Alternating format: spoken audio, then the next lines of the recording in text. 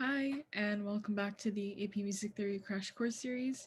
As I've mentioned, today is going to be the very last video in this series, so if you've stuck with me this far, give yourselves a pat on the back because you're almost done with the curriculum. That said, of course, it doesn't mean that you're going to be entirely ready for the test without practice, so be sure to do that after you're finished watching. Anyway, today's topic is going to be visual score analysis, which is going to really help you on the multiple choice section. So let's get right into it. Firstly, form is the analysis of phrase structure, which we mentioned in the last video. That is just like periods, antecedent, consequence, and etc. That kind of thing. If you don't remember it, then feel free to go back and review. So most commonly for form, you're going to have the song form, which is the AABA sequence. Basically, you have phrases that repeat for each A that you see, and then B is just going to be something new. This is a really common type of sequence, but there are other sequences too. For instance, you're going to have ABAB, which is like you have a phrase and then you have a different phrase and then you go back to the first one and then the second one is self-explanatory. You're also going to have ABAC sequences where you have like something of a coda at the end. But most commonly, like on the AP, you're just going to see the AABA the most. So, wow, speaking of codas, a coda is just the last few measures of a composition, like technically after it ends. It's after the perfect authentic cadence and it's not part of the main thematic stuff. Whoops. Um but added for like closure. So here's a diagram of what it looks like. Keep in mind that the symbols are pretty important.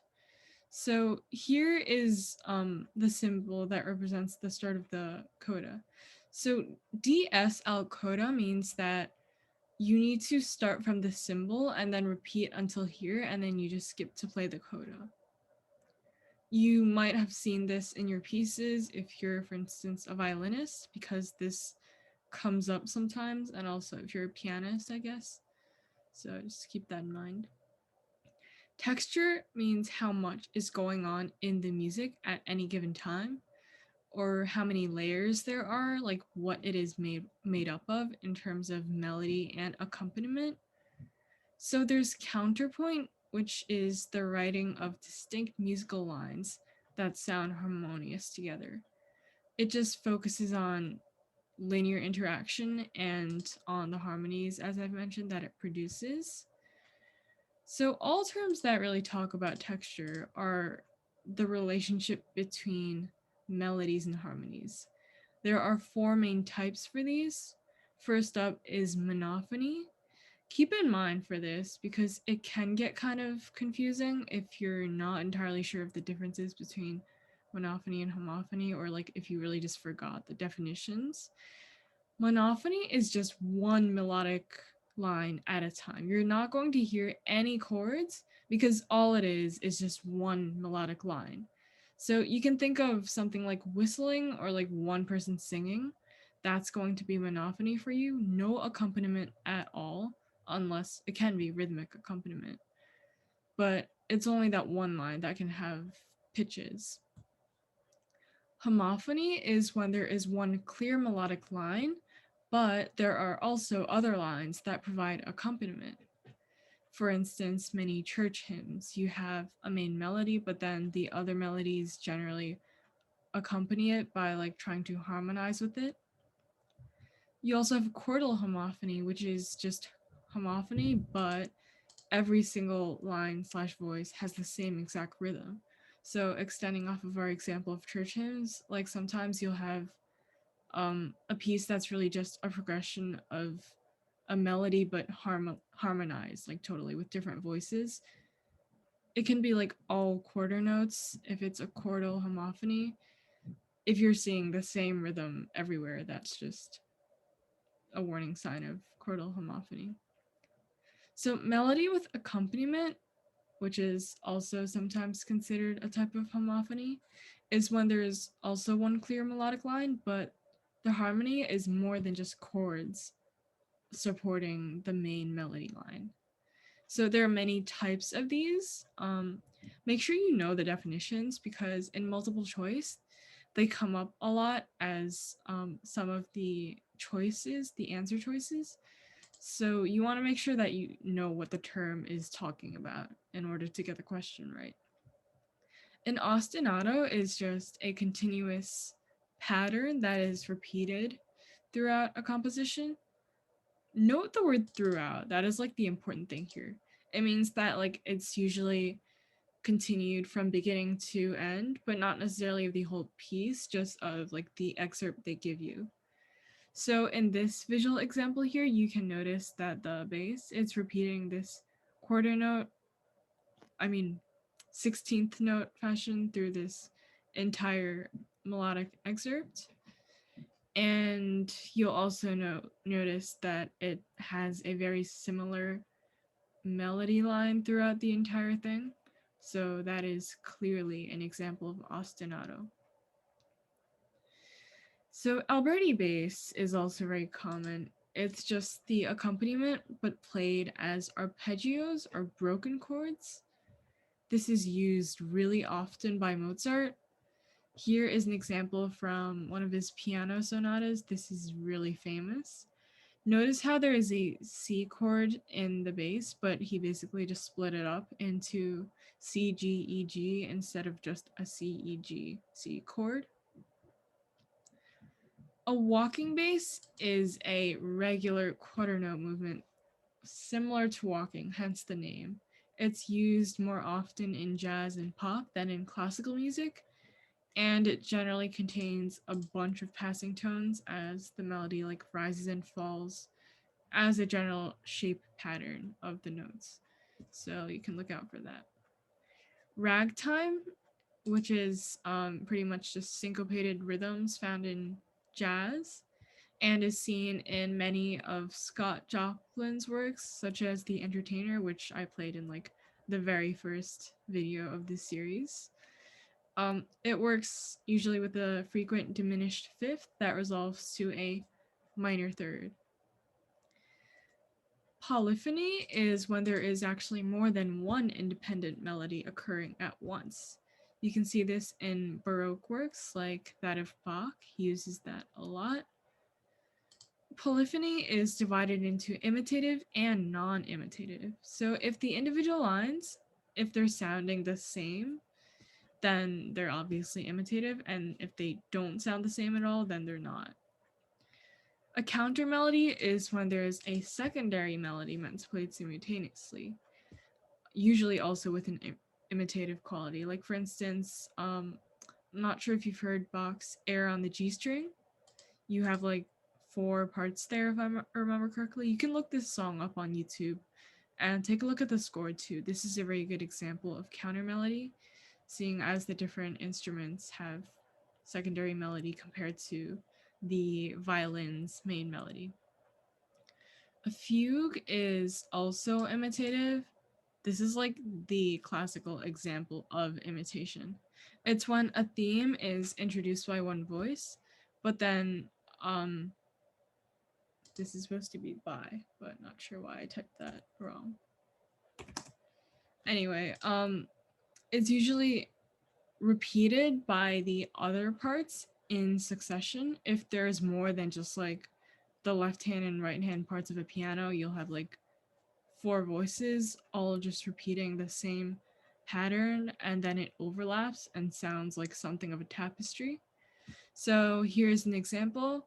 Notice how the treble, the soprano, starts off first, and then the bass sort of like copies it, but a little bit behind so that they end up overlapping later. That is an example of a fugue.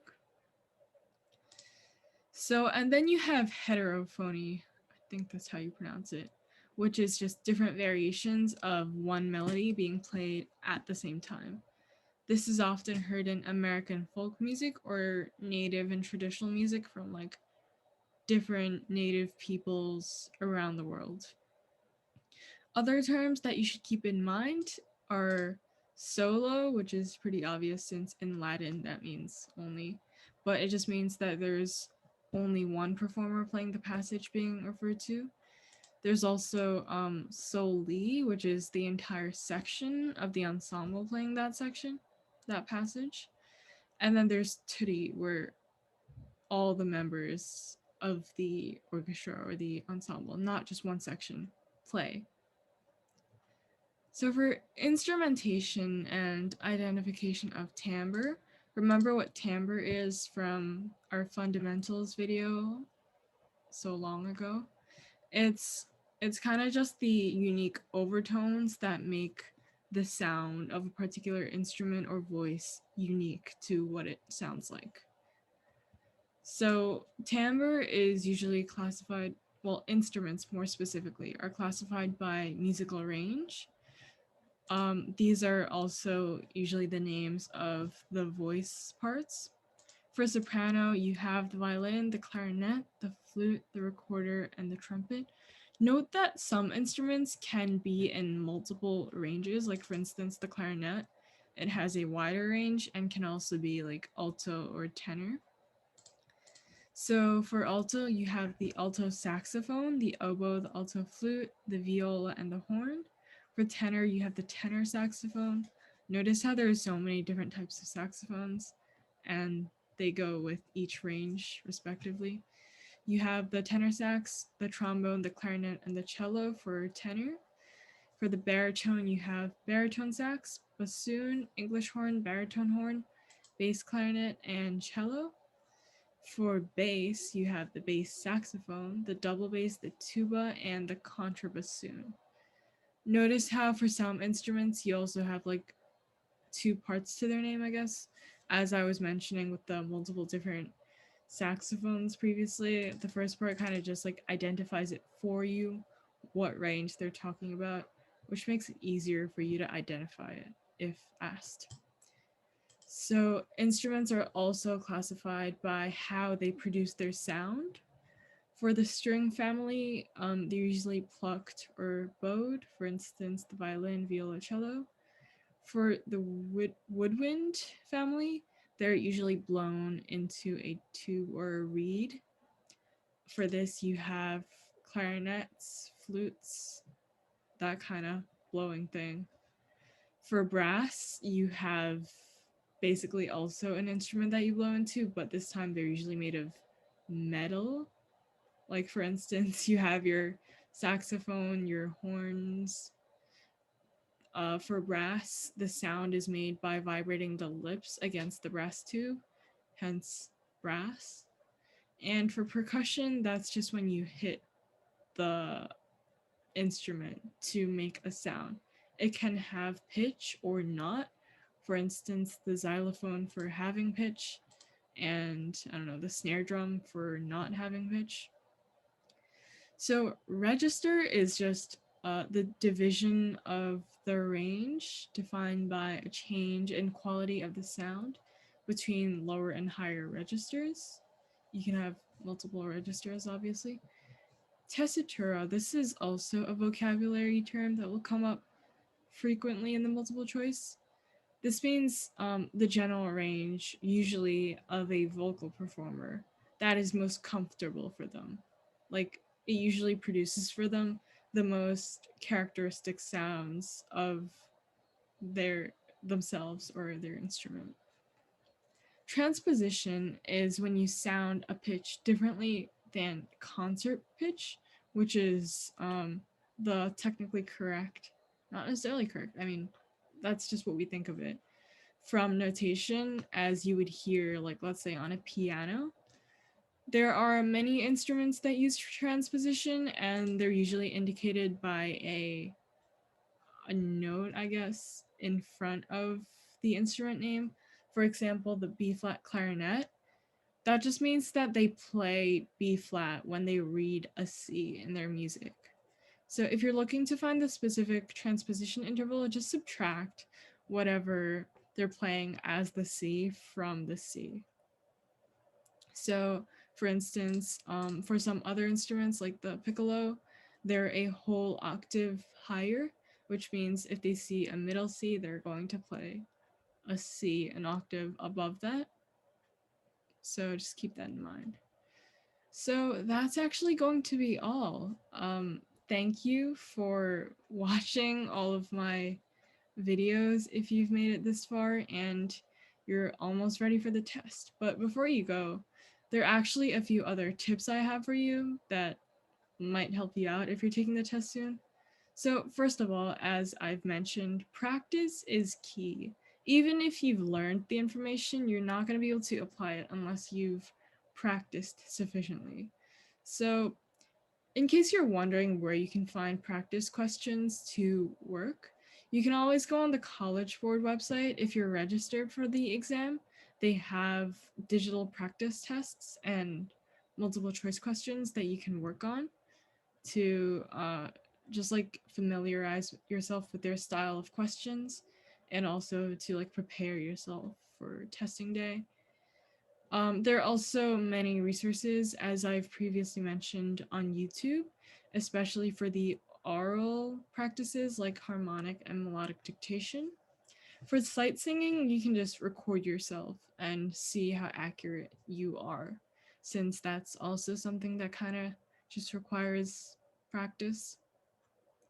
Another tip I would have is see if you can download some AP textbooks. For instance, Barron's, they have some complete practice tests in them that will help you a lot if you do them completely. And as for testing day itself, I would suggest, as they always say, get a good night's sleep. And during the test, if you're really stuck on a question, I mean, just use process of elimination. If you know a term is definitely not the right answer, then just cross it out. It's the more you can eliminate, the higher the chance of you getting it right, even if you have to guess between the last few.